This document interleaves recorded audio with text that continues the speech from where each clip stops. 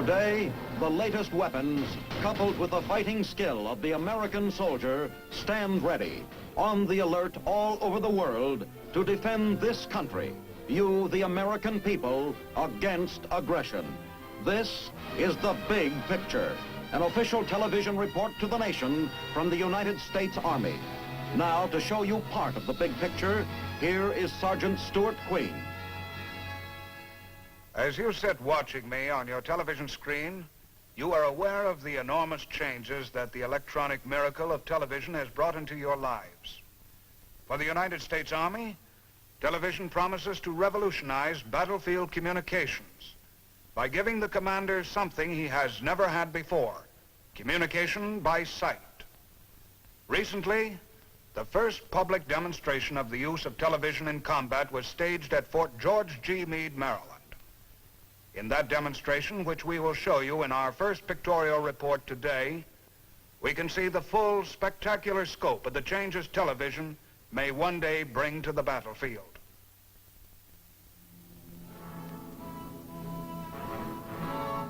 A milestone is marked in the electronic revolution of the battlefield as industry and Army leaders assemble at Fort Meade to witness the first public demonstration of the tactical use of television in combat.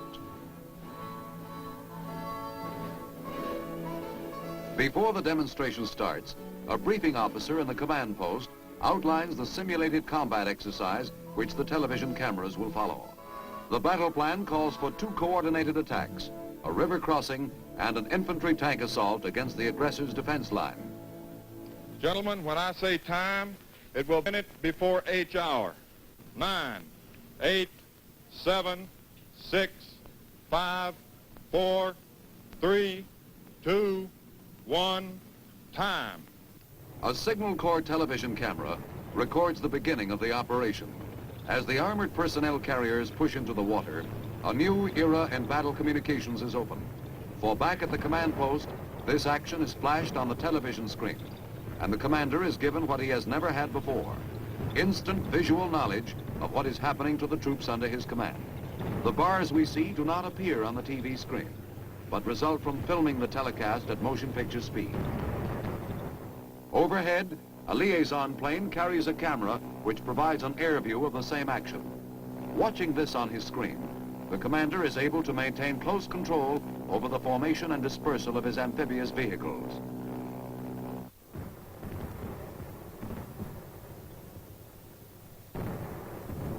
Now the aggressor begins his resistance to the attack with artillery and small arms fire. The commander can evaluate immediately the strength of this resistance. In the first crucial moment of the operation, his control is firm and constant, for the television cameras in the assault wave are giving him the incalculable power of sight.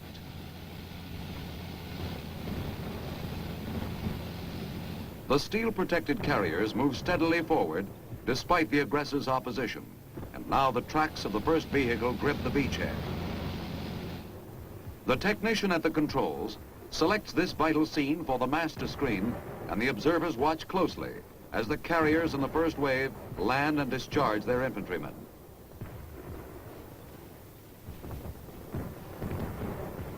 Now the second stage of the operation begins, the attack on the aggressor's positions.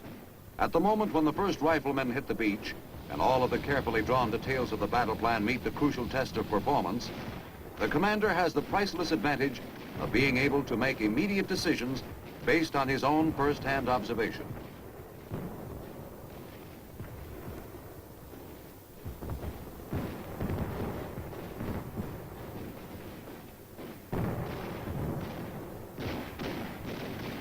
The riflemen move out, and with them goes the television cameraman, a new and important soldier born of the electronic revolution.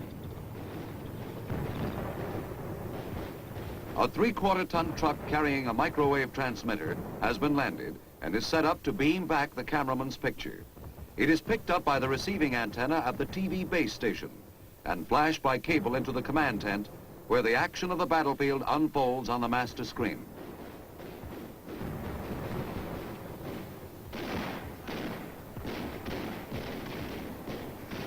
A flamethrower is trained on aggressor fortifications. The television camera catches this too so the commander may see the effect of this deadly weapon.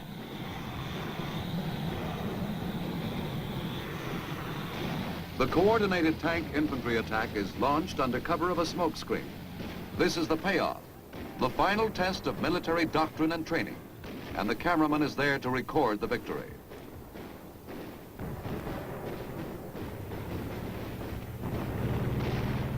The last of the aggressor's strong points is overrun.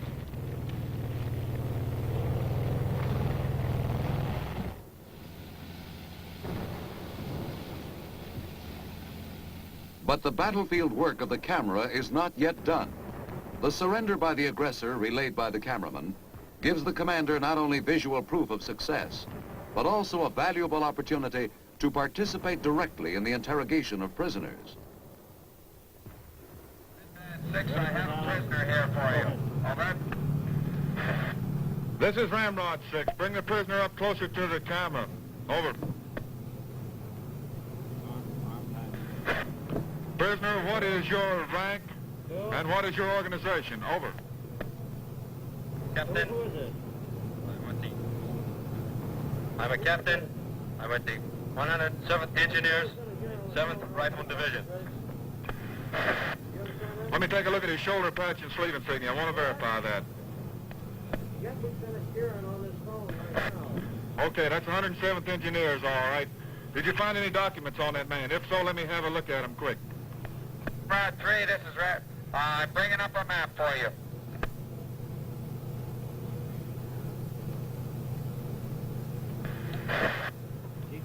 That's a blueprint of a bridge. It looks like the Silk River Bridge may have been enforced for armor. Get the helicopter ready. Have the helicopter move in. Let me see the bottom of that map. Over the planet. It's a river.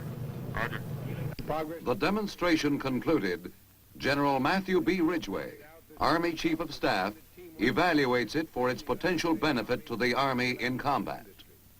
We have just seen an example of the imagination and forward-looking way in which the Army is seeking to increase its tactical capabilities. I can assure you that this attitude is indicative of the Army's approach to all of its many tasks. It is exploring to the fullest extent possible every scientific or technical advance as it occurs. We are not interested in gadgets as such, but we are very deeply interested in anything which will increase our military effectiveness. This, I am sure, is what you want too, for you appreciate how important it is that our Army be equal to any challenge. At the same time, we must be sure that what we adopt is sound in concept and practicable in action. Thus, we test new weapons and equipment and doctrine carefully and rigorously in the laboratories and in the field before adopting them. That is a standard which the Army seeks to judge itself and to judge every innovation. And that is why our splendid fighting men, such as those of the 3rd Armored Cavalry Regiment you have seen here today, must have the best. It is not just their lives and their success in battle which may be at stake, but ours, the American people's. For it is for them that we all of us serve. And that is why the Army is eager to cooperate with our American scientists, scholars, industrialists, so that through the combined efforts of all, we can continue to have the finest Army in the world. In this way also, we shall help to ensure that the material which you, the American people, place at our disposal will be used to the best advantage. I am confident that in assisting toward our goal, military television will play an ever-increasing and significant part. A new era has opened up in the history of military communications. Sight has been added to sound to give the commanding officer instant visual command of his troops in battle. Television in combat has demonstrated its feasibility. Television will bring many changes to the American Army. But one thing that electronics will never change is the importance of the individual soldier himself. Today, throughout the world, he is doing many different kinds of jobs. Some of them well-known, some not, but all of them important. One of them, shaped into vital significance by the course of current history, is the job of patrolling the borders which separate the free world from the Soviet orbit. In Germany, where we take you now for our next report, Patrols are on the border every day of the year. We will see what constitutes a typical day's activities for a patrol such as this one.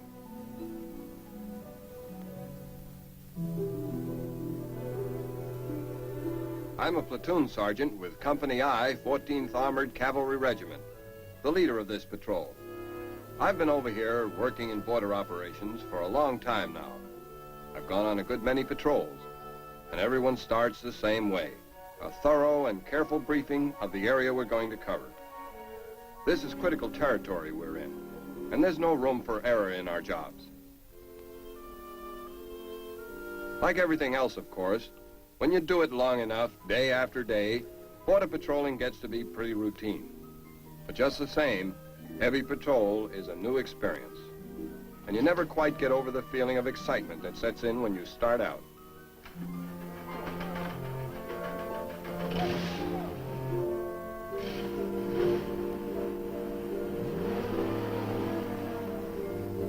The territory we patrol is in Germany's historic Fulda Gap, a place that has figured pretty heavily in European history. Ever since the first barbarian hordes swept through here out of the east in early Roman times, it has been considered one of the main invasion routes to Western Europe. By now, we're about as familiar a sight as the sunrise in the border towns and fields we pass through. For American patrols have been traveling these same roads day and night without let-up since the end of World War II. I think probably we're almost as welcome a sight as the sunrise, too. The people here are working and living as free men today, but they're also living right at the very edge of danger. They know it, and they know that our presence here is the strongest thing that stands between them and that danger. So even though life goes on in this old valley pretty much as it has for centuries, the armored jeeps of the U.S. Army's border patrols are as important a part of the scene as a traditional ox cart. Under these circumstances, it's understandable that a special warmth has developed in the friendship between the German people and the soldiers who live among them.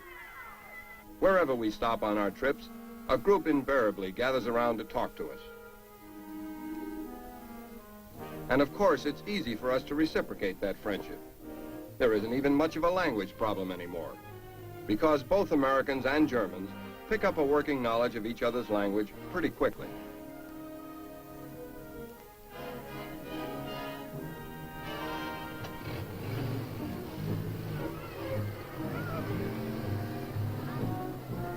The chief equipment of a border patrol is alertness.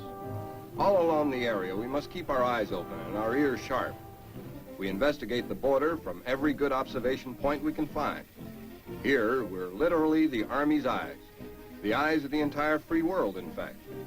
So we scan the area carefully, and then move on to another observation post.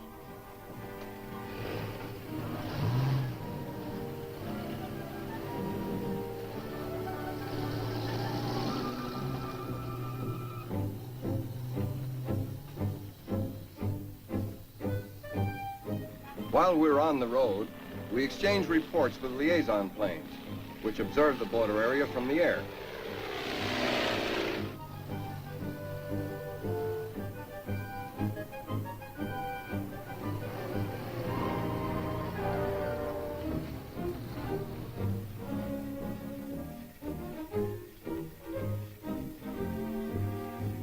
We're in constant touch with our headquarters, too, reporting every bit of activity along our route. In an operation like this one, it's also vital that headquarters know exactly where we are at any given time.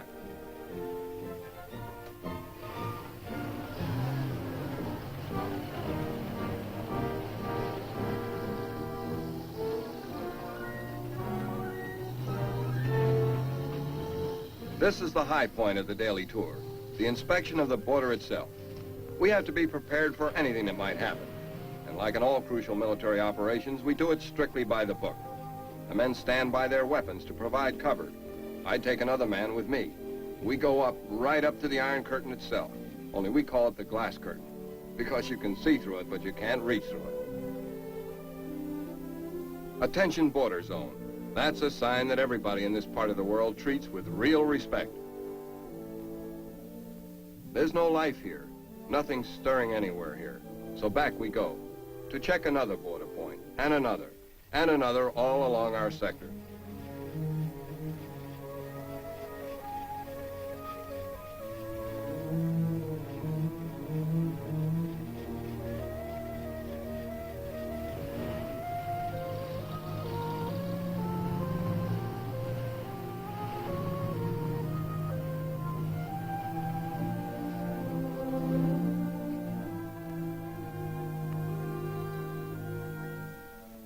I don't know how many times I've looked out on that 10-meter strip of plowed ground which separates our world from the communist world. It's a strange feeling. I'm always glad to turn away from it, to walk back toward the world of freedom.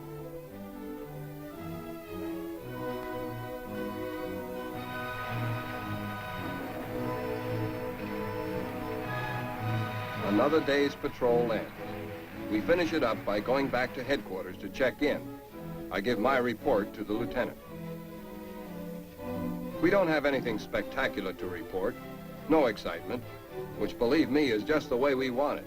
Because in this day and time, an untrammeled border between us and the commies means another day in which aggression has been checked.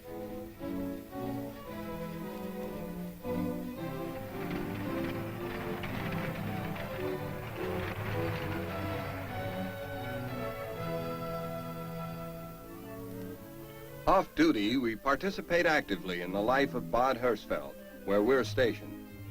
We're so much a part of the community scene now that whenever there's going to be a town festival or anything involving the welfare of the community, the mayor and other civic officials always count us in. That suits us fine, because we like being a part of this community. My CO is always telling us that on duty and off, we're sort of ambassadors for the U.S. over here. And I guess the townspeople themselves look at it that way, too. I'll have to confess, I don't feel much like a diplomat, but I do like to work with these people, for they've been mighty good to me. To all the soldiers over here, in fact. Sports is my hobby, and I found lots of opportunity over here to pursue that hobby, for these people are really sports-minded. Like most German communities, Bad Hersfeld has a sports plot. Discus throwing and other track activities are sports in which the Germans particularly excel. And the local officials are very generous about giving us lessons.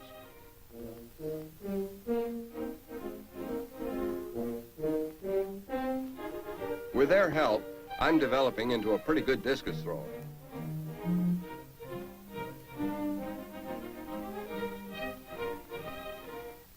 One of the best sports in all Germany is hunting. There's lots of game, but it's not like the U.S. There are no public game preserves. They're all private. So it's a real treat, but not by any means a rare one, to be invited to a German sportsman's private grounds. We wait in the blind until the roebucks show up.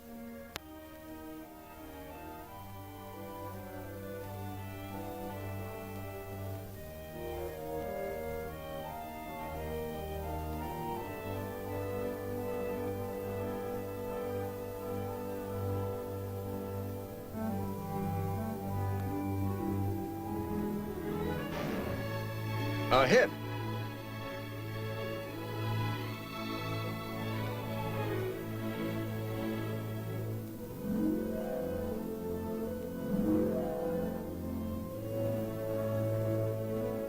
If you like to hunt, this is about as exciting a climax to a day as you could find. We share with French and British soldiers the responsibility of policing the east-west borders. So periodically, we all get together for some fun of our own. Have you ever seen a three-way tug of war? It's rough.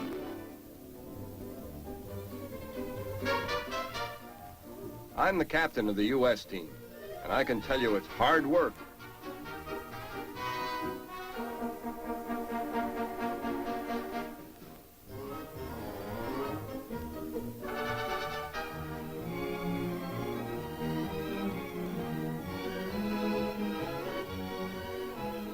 It's a big thrill to win one of these meets, but more important, it's a great experience to meet these fellows on the field of sports. There's always a ceremony with one of our meets, one that really grips you.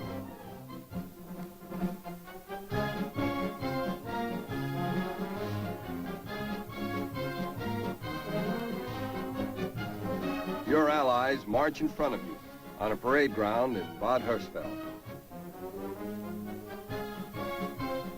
You watch the stars and stripes and your regimental colors pass in review. And you realize fully what an international character there is in the border soldier's life. Yes, the ceremony on the parade grounds of Bad Hersfeld emphasizes the international aspect of the border soldier's life. The tradition of military service is rich with ceremony.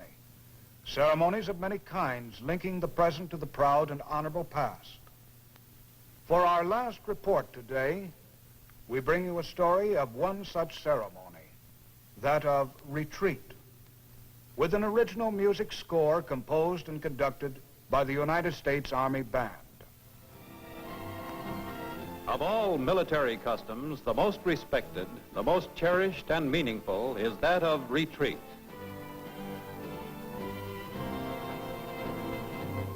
In the double drama of sunset and ceremony, with the attention of all hands riveted on the national emblem, a military man feels somehow privileged.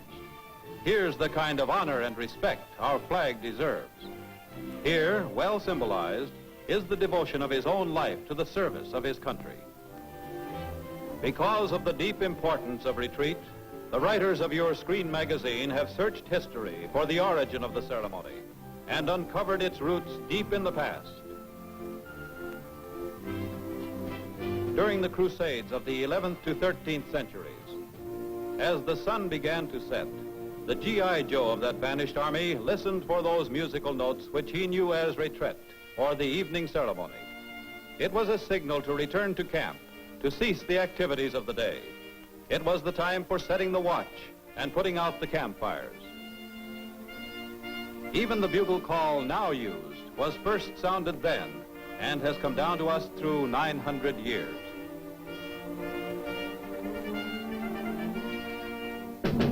The sounding of retreat through the British Army had its origin as far back as the 16th century. Then it was called the watch setting, and the watch was called by drumbeat. In those days, the terms retreat and tattoo were one and the same. The ceremony, as quoted in 1727, was this. Half an hour before the gates are to be shut, it is generally at the set of the sun, drummers of the port guards are to go on the ramparts and beat a retreat to give notice to those without that the gates are to be shut. As soon as the drummers have finished the retreat, which they should do in less than a quarter of an hour, the officers must order the barriers and gates to be shut. In the general orders of the Duke of Cumberland, a distinction is made between the two ceremonies. Retreat, he said, is to be beat at sunset, whereas tattoo is to be beat at 8, 9, or 10 o'clock at night. And what of tattoo?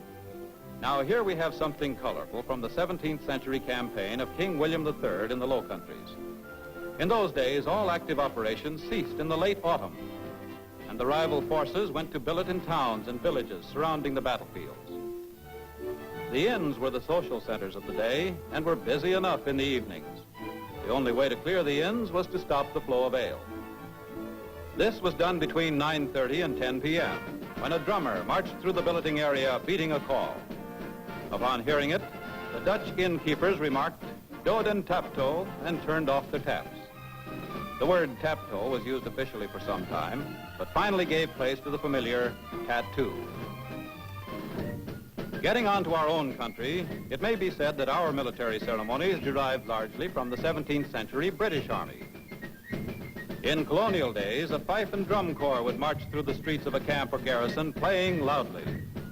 Each soldier was required to, quote, repair to his tent or quarters and remain therein. Quoting the regulations of Baron von Steuben, the retreat is beat at sunset for calling the roll, warning the men for duty, and reading the orders of the day.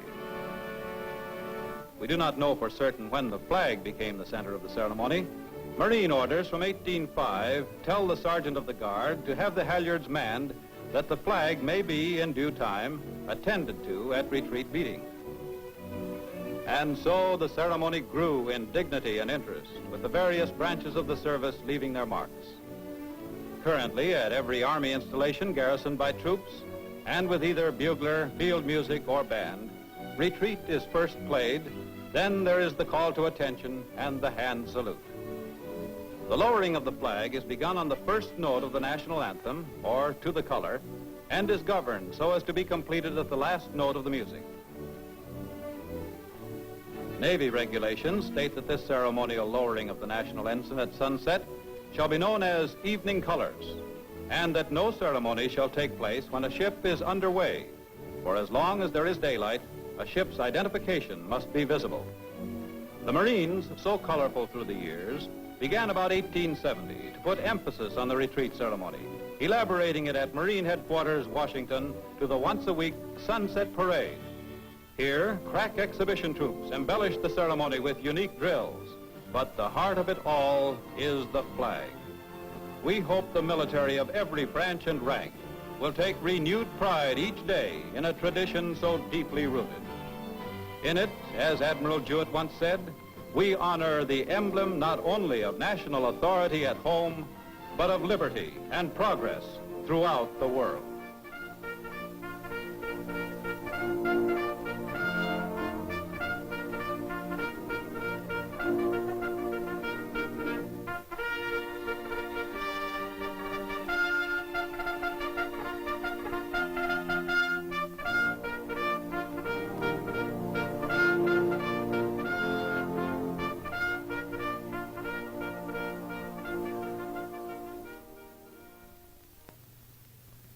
And thus, with retreat, ends the soldier's day.